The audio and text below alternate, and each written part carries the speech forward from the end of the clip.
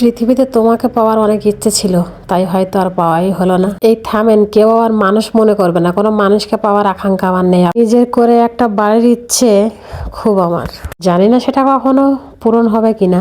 যেখানে থাকে এটাও আমার বাড়ি, কিন্তু এখানে আসলে আমার নিজের কোনো স্বাধীনতা নেই।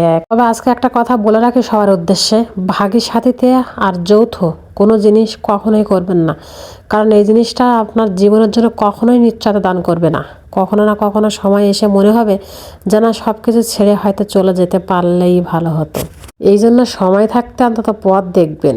শীত তো শেষ হতে চললো, কিন্তু এবছর এখনো চিতই পিঠা তুলে খাওয়া হয়নি, তো সেই জন্য ভাবলাম যে শেষের দিকে একটু করে খাই আর কি।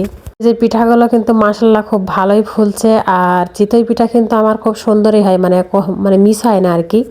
শুরুতে দেখছিলেন যে আমি যে ফেনাচ্ছিলাম, তো প্রথমটাই কিন্তু সবচেয়ে বেশি ভূমিকা পালন করে পিঠা ফোলার জন্য। আপনি যত ভালো ওইটা ফেনাতে পারবেন, পিঠা কিন্তু ততটাই সফট আর ফুলবে এরকম।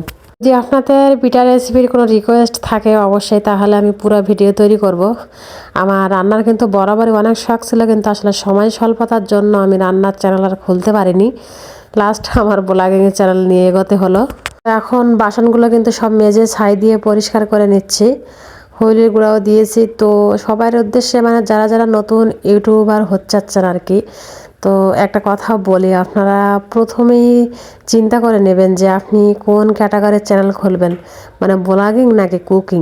এটা কিন্তু খুবই জরুরি, কারণ আমার মতো কিন্তু মাঝপথে এসে এটা না ওটা, ওটা না এটা এরকম করলে সব দিক দিয়েই যাবে।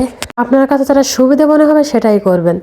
তো যাই হোক, এখানে কিন্তু মুরগিগুলো খেতে দিয়ে এখন বাটনাটা বেটে নিচ্ছি, রান্না করবো সেই কারণে। আর সিম তো এবছর আমার পিছুই ছাড়ছে না, আর চিংড়ি মাছও তো। সিম, আলু আর বেগুন আর চিংড়ি মাছ দিয়ে রান্না হচ্ছে আজকে দুপুরের তরকারি। আপনি যদি মানে ক্যাটাগরি চ্যানেলটা ঠিক করতে না পারেন, তাহলে কিন্তু আপনার সময় প্লাস ভিডিও দুইটাই কিন্তু নষ্ট হয়ে যাবে। মানে আমার যেরকম হয়েছে আর কি, আমি বুঝতে পারিনি বা কেউ আমার বলারও মানুষ হয়নি, আমি মানে কিভাবে আর কি করতে হয়, মানে এইসব কিছুই জানি না এক কথায়। তো সেই কারণে আমার অনেকগুলো নষ্ট হয়েছে, আর অভিজ্ঞতাটা হয়েছে এটা বলতে পারি, কারণ না হারলে কিন্তু কখনো জেতা যায় না। এই যে এখন কিন্তু রান্নার শেষে কাপড়গুলো পরিষ্কার করতে চলে আসলাম, আর এইগুলো সব ধোয়াধুয়ি শেষে সব বারান্দায় নেড়ে দিচ্ছি। কবে বরাত যেহেতু আমাদের বাড়িতে রুটি আর পায়েস করা হয়, আর মানে যারা এগুলো করে তাদের কিন্তু সব খাওয়ার ব্যবস্থাও থাকে দুপুরে আর রাতে মিলে। সেই কারণে কিন্তু বাড়িতে অনেকটাই চাপ হয়ে থাকে। দুর্ভাগ্য আমার, সেই ভিডিওটা আমি কিন্তু আপনাদের সাথে শেয়ার করতে পারলাম না। তো যাই হোক, ওগুলো দিয়ে কিন্তু বিকালে কিছু কাজ করছিলাম, তো সেগুলো একটু দেখিয়ে দিলাম। কিছু জামা তৈরি করছি, তো এই যে কেমন হয়েছে। আর আমি কেন জানি নতুন জামা তৈরি করে কখনোই ওইভাবে পরতে পারি না, মানে তো এই যে এগুলো সব পরিষ্কার করে দেবো বলে সব এক জায়গায় করে নিচ্ছে, আর তারপরে কিন্তু খাটের উপরটা ঠিক করে নিচ্ছি। এই ঘরটায় আমি আমার ইরাকে মানে দিনের বেলায় ঘুম পাড়াই, আর রাতে কিন্তু ওই ঘরটাই যাই। ভাবলাম যে এই ঘরটা এখন একটু গুছিয়ে নেই। ঘর আপনার ভাঙাচোরা যেমনই হোক না কেন, যদি সেটাকে আপনি একটু পরিষ্কার করে রাখেন, তাহলে কিন্তু সব ভাঙাচোরা জিনিসও অনেক সুন্দর দেখায়। মূল কথা হলো, আপনি পরিষ্কার পরিচ্ছন্নতা যত বেশি করতে পারবেন, আপনার জিনিসের সৌন্দর্যটা কিন্তু ঠিক ততটাই ভালোভাবে ছড়াবে আর কি।